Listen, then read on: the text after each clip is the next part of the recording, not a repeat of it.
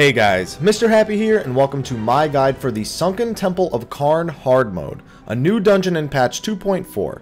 In order to do this dungeon, you must obtain the quest, The Wrath of Qarn, from Hugabert in Mordona, and have a minimum item level of 80 to enter.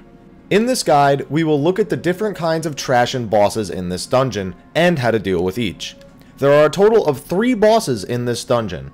If you'd like to skip to a specific boss, please click on the boss you'd like to skip to now, or use the index in the top left corner of the video at any point.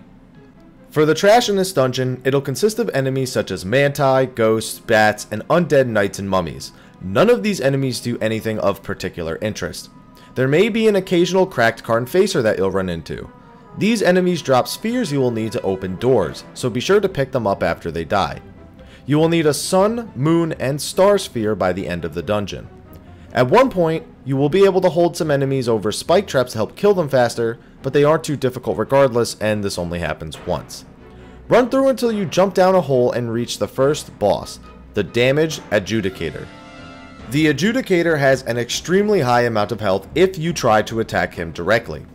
Instead, his core will hide in one of the other parts of his body that are targetable, his head, arm, or tail.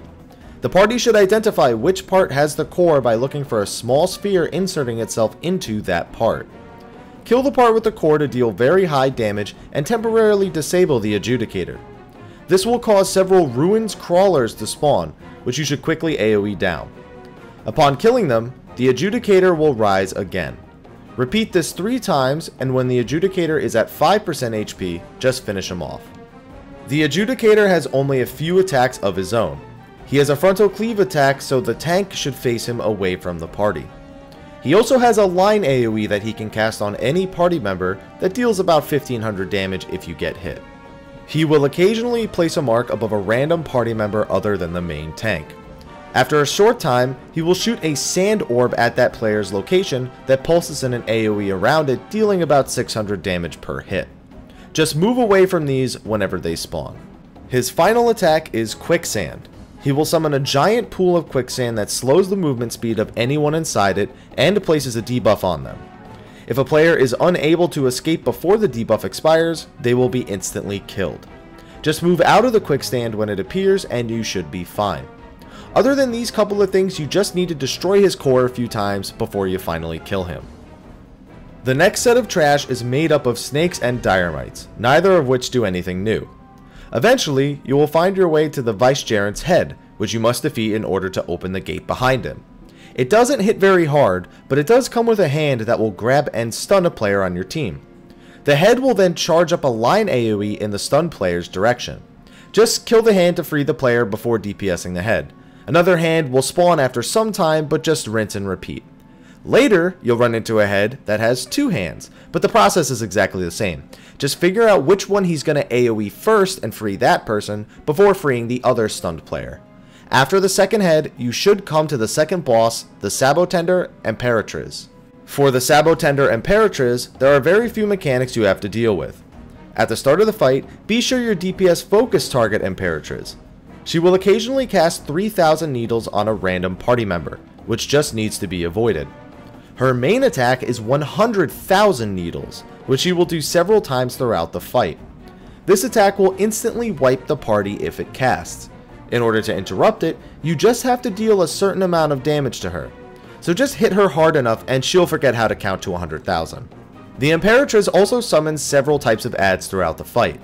The Soldados just need to be tanked and AoE down when they spawn. The Campador will lock onto a party member, usually the healer from my experience, and attack them until it is killed. It does have 5,000 needles, but the DPS just need to kill it when it spawns. Remember, if the boss starts casting 100,000 needles, drop all you're doing and go back to her. Her final add is the Gardea, which will place a protective shield around the Imperatriz, greatly reducing the damage she takes. When the Gardea spawns, DPS need to kill it immediately, since with the shield up you won't be able to interrupt 100,000 needles. So kill the Gardea, and then you should just have enough time to finish the boss. The final set of trash has a new enemy, Temple Mummies. These guys don't do anything special other than crawl out of their sarcophagi when you walk into the room with them. Kill them along with any knights you run into. You'll have to kill one golem at some point as well, but he just does standard golem attacks. After clearing all the trash, Place the 3 spheres you collected from the facers earlier in the dungeon onto their pedestals in order to unlock the path to the final boss, the Vicegerent to the Warden. Vicegerent is a fight about paying attention to your surroundings. He himself just uses a few cleaves and slash attacks for most of the fight, sometimes targeting a random DPS or healer with this attack instead of the tank. His main mechanic consists of walls of mummies charging out of sarcophagi that spawn randomly along the outside of the room. If a mummy touches you, it will give you 1 stack of Curse of the Mummy. Each stack will cause you to take more and more damage over time. If you reach 4 stacks, your character will uncontrollably run to one of the corners of the room and become a mummy, before running through the middle of the room. When you reach the other side, you will be freed from the curse and go back to 0 stacks. Keep in mind that mummified players can give non-mummified players stacks of the curse if they touch them. So basically, everyone just needs to dodge all the walls of mummies that charge across the field for the whole fight.